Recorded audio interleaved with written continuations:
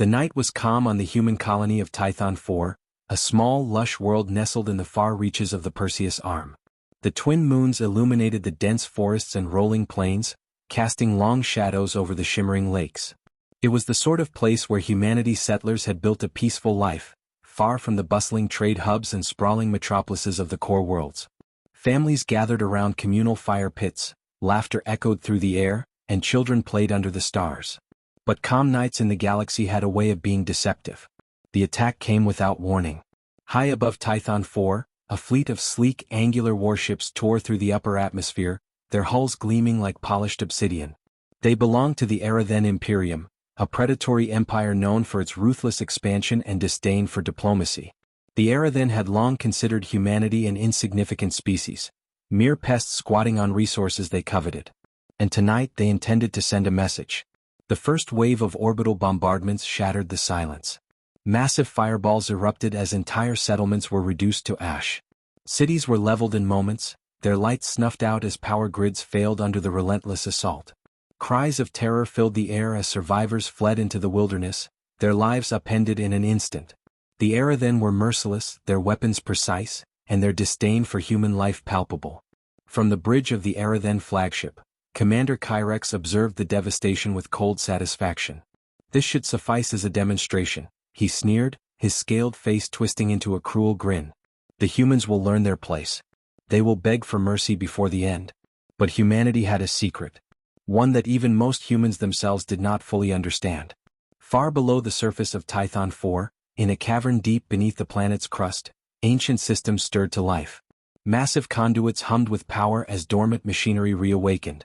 Intricate networks of glowing runes began to pulse, their light intensifying with every passing second. The temperature in the cavern dropped sharply, and the air grew heavy with an otherworldly presence. The Era then had no idea what they had unleashed. As the bombardment continued, a low, guttural roar reverberated through the planet's core. It was a sound that defied comprehension, a primal declaration of awakening that sent shockwaves through the ground and ripples through the very fabric of reality. The settlers who had sought refuge in the caves stopped in their tracks, their fear momentarily replaced by awe. Something ancient, something powerful was stirring. The skies above Tython 4 darkened unnaturally, the twin moons eclipsed by a swirling vortex of black clouds. Lightning crackled across the heavens, illuminating the silhouettes of colossal shapes rising from the ground. They were enormous, towering creatures, their scales glinting like molten metal and their eyes glowing with a fiery intensity. These were the dragons of Earth's mythology, beings of immense power and unrelenting ferocity. They had been waiting. For centuries they had slumbered beneath humanity's colonies, bound by an ancient pact. They were humanity's ultimate guardians, their final line of defense against existential threats. And now their time had come.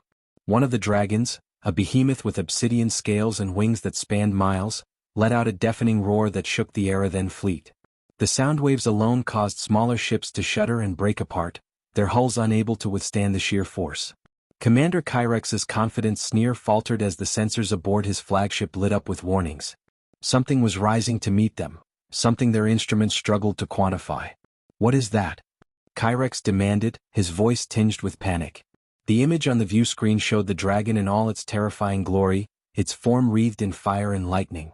How can this be possible? The dragon ascended into the atmosphere with a speed that belied its massive size. Its claws tore through one of the Era then cruisers as though it were made of paper, the resulting explosion lighting up the night sky. Another dragon, this one with scales that shimmered like liquid gold, emerged from the surface and unleashed a torrent of searing plasma. Era then ships tried to evade, but the dragons were relentless, their movements precise and their attacks devastating. On the ground, the settlers watched in stunned silence as their ancient protectors rained destruction upon the invaders. The children, who had cried moments ago, now stared wide-eyed with a mixture of fear and admiration. The adults whispered prayers of gratitude to the beings they had only ever known as myths. The tide of battle turned swiftly. The Era then fleet, which had arrived with overwhelming force, now found itself outmatched and outmaneuvered. Their weapons, so effective against planetary defenses, were useless against the dragons. Energy beams dissipated harmlessly against their scales, and missiles detonated far from their targets, redirected by unseen forces. The dragons fought with a ferocity that left no room for doubt. Humanity was not prey. Humanity was protected. Commander Kyrex gripped the edge of his console, his mind racing for a way to salvage the situation. "Fall back," he barked, his arrogance replaced by desperation. "Regroup and—" Before he could finish, the obsidian dragon appeared outside the flagship's viewport, its massive form dwarfing the vessel. It stared at Kyrex with glowing eyes that seemed to pierce his very soul. Then, with a single deliberate motion, it exhaled a stream of fire so intense it turned the flagship into a molten wreck. As the remnants of the Arathan fleet fled into the void, the dragons returned to the surface, their task complete. The settlers watched in awe as the colossal beings descended into the depths, their forms vanishing into the caverns from which they had emerged. The vortex in the sky dissipated, and the stars reappeared, shining down on a world forever changed. In the aftermath, humanity would rebuild, stronger and more united than ever. The Arathan Imperium, once a dominant force in the galaxy, would never recover from the humiliation. Word of the dragons spread rapidly, and the other galactic powers began to regard humanity with a newfound respect and fear, because now the galaxy knew the truth. To attack humanity was to awaken the dragons, and there was no force in the universe that could stand against them. The Arathan Imperium was no stranger to war. For centuries, they had expanded their domain across the galaxy, conquering countless civilizations with brutal efficiency. Their philosophy was simple: strength was absolute, and all other species were fodder for their imperial machine. Yet, in the wake of their assault on Tython 4, there was unease spreading through the ranks. The survivors of the fleet returned to Arathan space battered and silent, their ships scarred and barely functional. Commanders who had once spoken with bravado now refused to recount the events of the battle. Among them, whispers of what they had seen began to circulate. Creatures that defied logic, beings of such immense power that their might made even the Imperium's vaunted fleets appear insignificant. The Imperium's High Council convened an emergency session, their grand chamber filled with the ambient hum of tension. Holoprojections of the Tython 4 campaign played on massive displays, showing the obliteration of human settlements and the emergence of the dragons. Each frame was analyzed and reanalyzed, the counselors trying to discern how such creatures could exist. "They are weapons," one counselor argued, slamming their clawed hand on the table. "The humans must have created them. This is nothing more than advanced bioengineering. It's impressive, but it's not supernatural." Another counselor, older and bearing scars from campaigns long past, shook their head gravely. "No technology can produce something like this. Did you not see how their energy signatures disrupted our scanners? Did you not feel it in your bones, that primal terror? These are no mere weapons. They are ancient forces, entities that predate even our understanding of the universe." The room erupted into heated debate, with some insisting the dragons were an anomaly to be studied and overcome, while others advocated for an immediate retreat from human space. In the end, it was decided that further reconnaissance was needed. A small, stealth-equipped fleet was dispatched to Tython 4, tasked with gathering intelligence on the dragons and determining humanity's true capabilities. Unbeknownst to the Arathan, humanity had already anticipated this move. On Tython 4, the survivors worked tirelessly to rebuild their shattered colony, but their efforts were bolstered by a quiet sense of purpose. The dragons had not returned to their eternal slumber. They remained watchful, their presence a silent deterrent to any who might threaten humanity again. The reconnaissance fleet approached Tython 4 with caution, their cloaking systems engaged and their engines operating at minimal output to avoid detection. From orbit, the planet appeared peaceful, its scars already healing under the resilience of its settlers. The fleet's sensors picked up no unusual energy readings, no signs of the dragons that had annihilated the first Arathan attack. "Perhaps they've left," muttered one of the fleet's officers, their voice tinged with hope. "Perhaps the humans used them as a last resort and can no longer call upon them." The fleet descended closer, their ships gliding silently through the atmosphere. They scanned the surface meticulously, their instruments probing every cave and crevice. But as they ventured deeper into the planet's magnetic field, their systems began to glitch. Readings became erratic and displays flickered with static. It was as though the very planet resisted their intrusion. "Something's wrong," the fleet commander said, their voice sharp with unease. "We need to."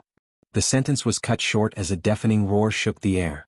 The reconnaissance ships scrambled, their cloaking fields collapsing as their systems overloaded.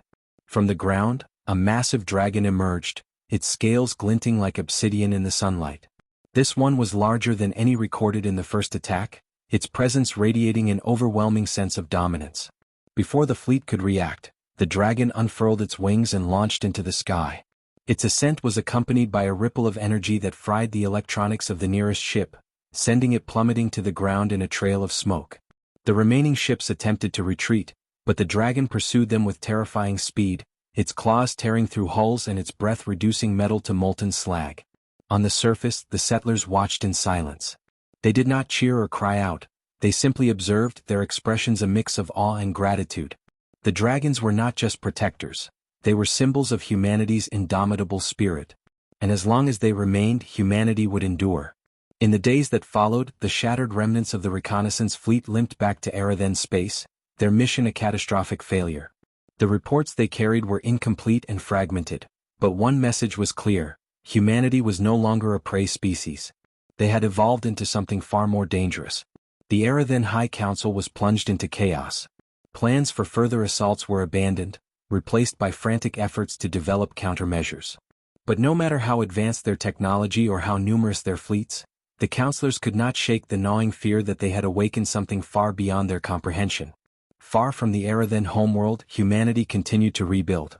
On Tython 4, the dragons remained vigilant, their massive forms a constant reminder of the price of aggression. For the settlers, life carried on, their days filled with the work of renewal and the quiet knowledge that they were not alone.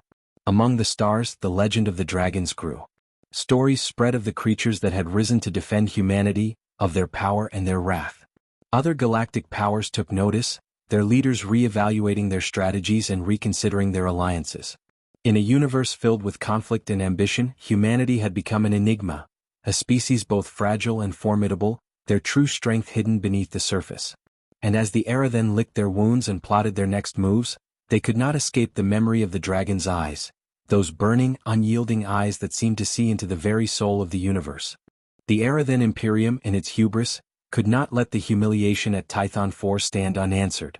For all their fear, they were driven by their doctrine of dominance, a philosophy that had sustained their empire for millennia.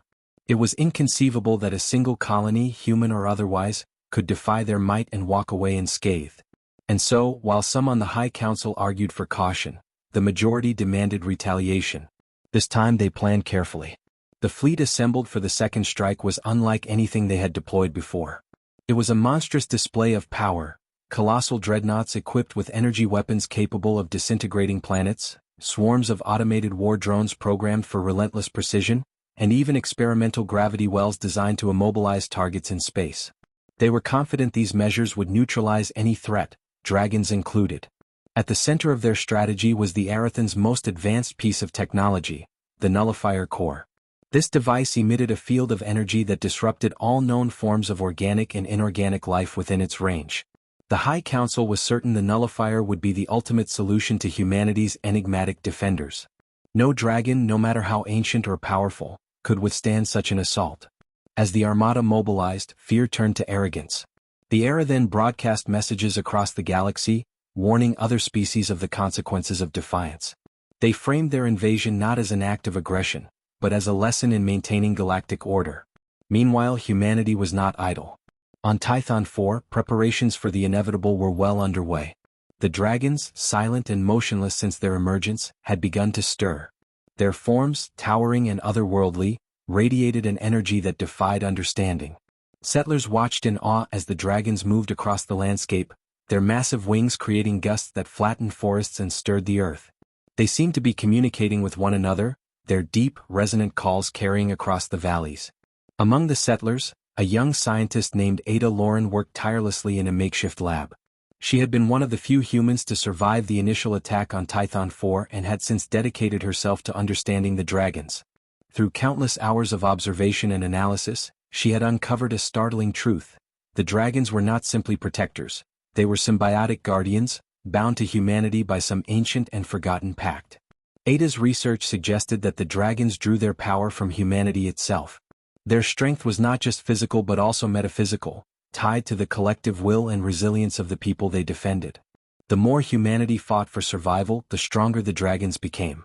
When the settlers learned of this connection, a wave of determination swept through the colony. Far from being cowed by the Arathan's threats, they prepared to stand their ground. They rebuilt their defenses, stockpiled supplies, and organized themselves into a cohesive force. They were ready to fight, not just for their lives but for the legacy of their species. The Arathan Armada arrived in orbit with the force of a hurricane. Their dreadnoughts cast shadows over the planet, their energy weapons glowing ominously. From the surface, the settlers watched the skies, their faces grim but resolute. The Arathan wasted no time. The first wave of their attack was swift and overwhelming, targeting the colony's infrastructure and defenses. Automated war drones descended like locusts, their precision strikes designed to cripple resistance. But the settlers were prepared. They fought back with ingenuity and desperation, using everything from makeshift EMP devices to guerrilla tactics. As the battle raged, the dragons awoke fully. From the depths of the mountains, the creatures emerged, their massive forms illuminated by the fiery glow of their internal energy. They took to the skies with a speed and grace that belied their size, their roars shaking the very atmosphere. The Arathan fleet responded immediately, unleashing their most powerful weapons. Energy beams capable of carving moons in half lanced toward the dragons, but the creatures moved with uncanny agility, evading the attacks with ease. When struck, their scales absorbed the energy, glowing brighter as if feeding on the assault. Then the dragons counterattacked. Their breath was a torrent of searing plasma, cutting through the Arathan ships like paper. Their claws tore through hulls, and their tails shattered drones in mid-flight. They moved as if guided by a shared consciousness, their attacks coordinated and devastating. The settlers watched in awe as the dragons turned the tide of battle. But the Arathan were far from defeated. From the largest dreadnought, the nullifier core was activated. A wave of energy rippled outward, distorting the air and creating a deafening hum. The dragons faltered mid-flight, their movements slowing as the field enveloped them. For the first time they seemed vulnerable. The settlers panicked. Without the dragons their defenses would not hold. But Ada Lauren refused to give up. In the chaos of the battle she had an epiphany. If the dragons drew their strength from humanity's will, then the settlers themselves held the key to overcoming the nullifier. She rallied the colonists, urging them to focus their resolve, to believe in their defenders. Her voice carried across the colony, her words igniting a fire in the hearts of the people. They raised their voices in unison, a roar of defiance that echoed across the battlefield. The effect was immediate. The dragons surged with renewed strength, their scales glowing brighter than ever. The nullifier's field began to waver, its energy dissipating against the overwhelming force of human determination. One by one the Arathan ships fell. The dreadnoughts, once symbols of their empire's might, were reduced to smoldering wrecks. The nullifier core overloaded, its destructive power turned against itself. When the battle was over, the settlers stood in stunned silence. The dragons returned to their vigil, their forms blending into the landscape once more. Far above, the few surviving Arathan ships fled, their commanders too shaken to contemplate another attack. For the first time in its history the Imperium had been humbled. The remnants of the Arathan Armada limped through the cold expanse of space, a scattered, broken shadow of the fleet that had set out with such confidence. Their escape was neither dignified nor orderly, panicked pilots ignored protocols, and even high-ranking commanders abandoned their posts in the chaos. The once proud banners of the Imperium were burned into ash, replaced by a single unifying emotion among the survivors: terror. Word of the defeat at Tython 4 spread like wildfire through the galaxy. For centuries, the Arathan had been synonymous with unstoppable power. Their imperial doctrine claimed they were the chosen apex of evolution, destined to bring order to lesser beings. But now their aura of invincibility had been shattered, and the galaxy watched with bated breath as the truth of their failure emerged. Back on Tython 4, the settlers stood amidst the aftermath of their improbable victory. The colony was battered but not broken. Fires smoldered where buildings once stood, and the once pristine fields bore the scars of war. Yet, for all the destruction, there was a sense of triumph that no force in the galaxy could extinguish. Ada Lauren stood on a ridge overlooking the colony. The wind carried the faint smell of ash, but it also carried voices: children laughing, settlers rebuilding, survivors consoling one another. For the first time in years, Ada allowed herself to smile. They had done the impossible. Behind her, the dragons rested. Their enormous forms lay sprawled across the landscape, their massive wings folded neatly against their sides. They seemed unbothered by the damage around them, their luminous eyes watching the settlers with an almost paternal air. Ada couldn't shake the feeling that they weren't just resting, they were waiting. "You're still watching us, aren't you?" she whispered to the closest dragon, a massive silver-scaled behemoth. Its eyes narrowed slightly, almost as if in acknowledgement, but it remained still. Ada turned as a voice called her name. It was Malik, the colony leader. His face was lined with exhaustion, but his posture was firm, and there was a light in his eyes that hadn't been there before. "They're retreating," he said, gesturing toward the sky. "The era then. Long-range scanners confirm it. They're pulling back to their inner territories. For now." Ada nodded, knowing what he meant. The era then were too proud, too stubborn to leave Tython 4 forever. They would be back, though it might take years or even decades for them to recover from this loss. "We bought ourselves time," she said. "Nothing more." "Time is enough," Malik replied. "For now we focus on rebuilding. And when they come again, because they will come, we'll be ready." The settlers worked tirelessly in the weeks that followed, salvaging what they could from the wreckage and repairing their defenses. They didn't celebrate their victory with parades or grand declarations.